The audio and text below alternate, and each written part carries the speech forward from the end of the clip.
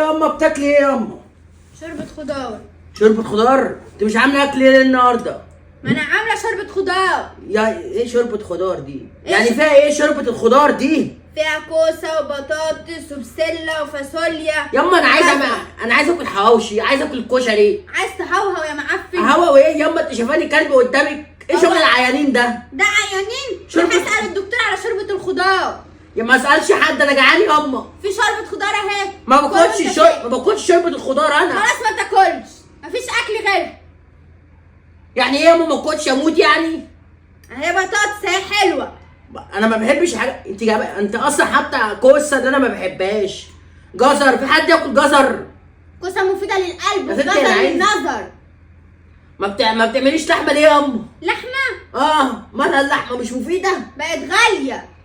طب انا ذنبي ايه طيب؟ ما اكلش ما هي شوربة خضار ما مفيدة. باكلهاش انا. خلاص براحتك، روح اذبح كلب وكله. كلبي غوري يا ام، مش واكل معاكي. ورا تشيلك. يلا امشي، يلا امشي، يا ست روحي بقى. يلا امشي. هروح عند ست اشوف عامله اكل ايه. هتلاقي عاملة شوربة خضار. ايه ده؟ ايه ده في عينك؟